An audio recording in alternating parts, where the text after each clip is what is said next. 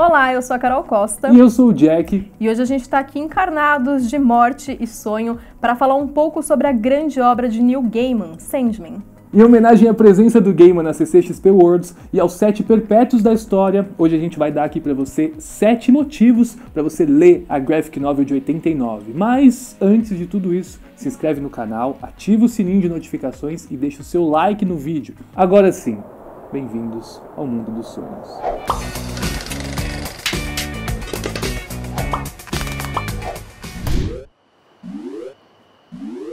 Sandman foi o primeiro graphic novel na lista de best-seller do New York Times e é, sem dúvida, um dos quadrinhos mais reconhecidos e uma leitura obrigatória quando a gente fala do assunto, né? Assim como Cavaleiro das Trevas, A Piada Mortal, V de Vingança e até o Watchmen. Além da história, que é muito bem construída, a arte de Sandman é um dos pontos mais marcantes da HQ e, de certo modo, quebrou ali alguns padrões na época, de uma arte mais linear, um estilo mais definido. Sandman traz muitas cenas abstratas, informações que se confundem nas páginas, uma estrutura mais ousada. Fora a narrativa em si, né? Obviamente já existiam outros quadrinhos densos, repletos de questionamento, mas Sandman evoca muito dessa introspectividade e reflexões em todas as páginas, o que também chamou a atenção da geração ali no final dos anos 1980 e chama a atenção até hoje. Bom, e é justamente por toda essa relevância que a obra teve lá no passado que Sandman ainda se mantém muito vivo, né? Inclusive agora, em 2021, está prevista a estreia de uma adaptação na Netflix, mas antes de você assistir, acho que é importante conhecer a obra original e entender o bom uso da linguagem que ela faz, né? A diagramação do quadrinho é completamente imersiva e torna a experiência da leitura única. Sandman usa isso como ninguém e é uma obra pensada para esse formato, ela é impecável nesse sentido. Pois é, mas aí resta saber se a adaptação vai conseguir levar a mesma mágica para as telas, né?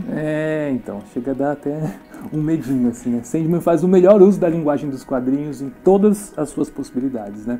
Eu arrisco dizer até que é meio tenso pensar na obra nas telas, porque pra mim, pessoalmente, parece ser algo meio inadaptável. Então eu espero estar errado, espero que a gente ganhe aí um presente, né, com um trampo muito bem feito na série. Bom, mas a gente vai descobrir isso no futuro, torcer aí, sonhar com um elenco perfeito e vamos ver o que vai ser dessa série aí, né? Aqui ó, dedinho cruzado. O Neil Gaiman é realmente muito interessado em mitologia e uma coisa que chama muita atenção nos trabalhos que ele faz é a mitologia própria, né? A mitologia que ele mesmo cria, que aparece em vários trabalhos, né? Como Deuses Americanos e, obviamente, em Sandman também. Nos universos criados por Gaiman, uma coisa interessante é que ele próprio diz que os deuses passam a existir a partir do momento em que os humanos acreditam neles. Ou seja, os poderes derivam da crença e os seres deixam de existir quando as pessoas já não acreditam ou sequer se lembram das divindades. E olhando para essa construção de universo, o Sandman ele seria o ponto de partida de várias obras, né? Afinal de contas, seguindo essa base mitológica criada pelo Gaiman, os deuses surgem no mundo do sonhar, que é o domínio do Morpheus, eu aqui que vos falo, e depois de tomarem força, eles migram lá para o mundo real, né? Então, para quem gosta de mitologia, acho que vale muito a pena conhecer esse universo do Neil Gaiman e entender de onde os deuses surgem. Durante toda a publicação da série, diversos ilustradores contribuíram para a obra ser o que ela é hoje. O Dave McKean, a Jill Thompson, o Mike Dringenberg e vários outros nomes deixaram uma marca, deram uma cara para a história de Neil Gaiman. Isso fez com que a arte de Sandman não seja um padrão do início ao fim. Com as diferentes edições, a gente vê diferentes representações artísticas da morte, do sonho e de todo o universo do quadrinho em si. Umas são mais leves, mais cleans do que as outras, algumas têm um traço mais pesado, mais informação visual ali nas páginas, e é muito legal acompanhar essas representações diferentes, fora as capas, né, que são incríveis.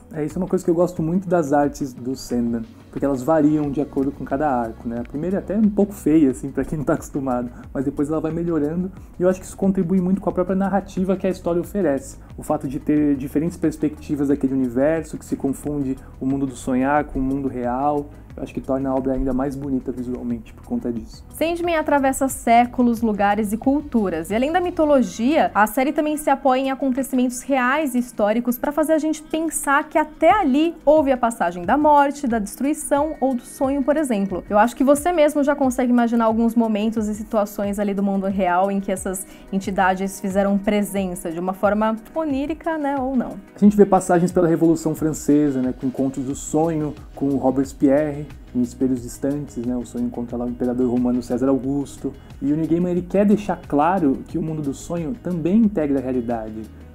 Até o fato do sonho ter sido aprisionado e ficar tanto tempo preso fez com que vários acontecimentos aí do início do século XX tenham rolado, né? Porque as pessoas tinham abdicado do sonhar. E por isso o mundo estava na catástrofe que estava rolando. Isso faz com que a série inteira seja bem diferenciada ali entre os arcos, né? Cada arco é único, cada arco se passa em um momento específico. E acho que isso que torna tudo tão marcante e tão emocionante, assim. Acho que pra mim, Prelúdios e Noturnos e Vidas Breves são o exemplo, assim, de você ler e não esquecer tão cedo da história. Sim. Antes de falar dos Sete Perpétuos, é importante que você saiba que você vai conhecer e reconhecer muitas figuras já existentes, tanto na ficção quanto na realidade. Shakespeare é uma delas. Em Terra dos Sonhos, há uma recriação de Sonho de uma Noite de Verão, e o Morpheus, ou Sonho, faz uma parceria criativa com ninguém menos que Shakespeare, o que justificaria aí muito do sucesso da peça. E eu particularmente gosto muito que o Neil Gaiman foi atrás e não simplesmente jogou assim, Shakespeare fez essa obra. Ele vai lá e pontua exatamente quando ele fez. O Neil Gaiman é você dono do meu coração. Bom, além do Shakespeare, a obra também tem várias outras referências a personagens de quadrinhos. Por ser do selo Vertigo, que é da DC Comics, a gente também acaba trombando alguns personagens conhecidos, né, logo no começo da série. Por exemplo, quando o Sonho troca ideia lá com o Constantine, né, ou quando ele tá lá à procura dos itens perdidos, né, do Rubi e do capacete. O personagem que aparece em posse do Rubi do Sonho é um paciente do Asilo Arkham, né. E ainda tem outras menções também, a Liga da Justiça, tem a aparição lá do Caçador de Marte e o próprio Lúcifer, né, que teve origem no universo de Sandman. A propósito, vale mencionar que o Lúcifer da série da Netflix é baseado na premissa de Sandman. O personagem aparece no universo do Neil Gaiman e o Sonho, inclusive, desce até o inferno para buscar um capacete perdido, e ali, para mim, acontece um dos melhores diálogos de HQs, assim, na vida, quando o Sonho tá num duelo verbal com o Corozon, né, um demônio, e o Sonho afirma que ele é esperança. Não, coisa linda, é tipo batalha de rap. Bom, um desses encontros com o Lúcifer é quase uma conversa de brother, né? E o Lúcifer fala lá que ele tá cansado da função, que ele quer abdicar do seu posto lá de chefe do inferno, porque ele simplesmente cansou de tudo. Não é fácil o capiroto, né? É.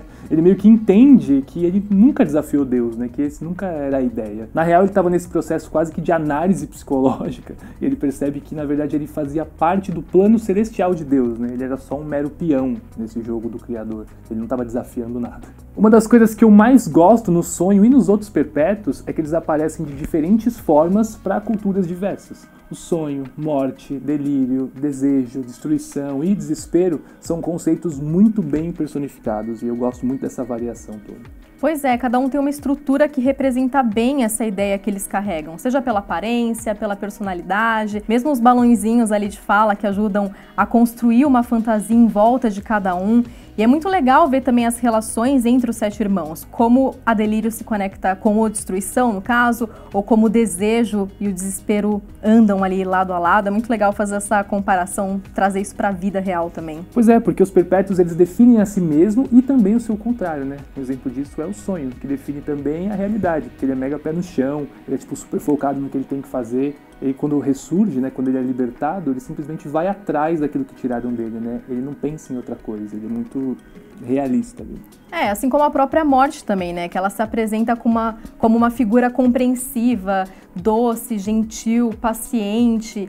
E nessa ideia do oposto, ela também acaba representando muito da vida, porque ela é uma figura alegre, sorridente, ela tá sempre pra cima. Até porque, como ela mesma diz, né? Quando a primeira coisa viva existiu, ela estava lá esperando, e o trabalho dela só termina quando a última coisa viva morrer. É ela quem vai levantar as cadeiras, apagar as luzes e fechar o universo atrás dela quando ela sair. Eu realmente acho muito lindo e poético como o Neil Gaiman coloca essas características dos personagens que ele faz. Que ao mesmo tempo que eles são extremamente mutáveis e diversos, né, aos olhos de quem vê, eles também têm um visual exatamente neutro nas suas formas originais, né? Como se a existência deles fosse pautada na perspectiva de quem sente, né? Isso torna as personificações deles, tipo, infinitas, né? Isso, sem dúvidas, é um grande motivo para ler Sandman, né? É uma obra linda, porque ela inclui também um ponto de vista variável de observar, de perceber realidades ou até mesmo de sonhos. Agora a gente quer ouvir de você o que você mais gosta em Sandman, ou se ainda pretende ler os quadrinhos. Aproveita e conta aí nos comentários qual o seu perpétuo preferido. E a gente se vê na próxima.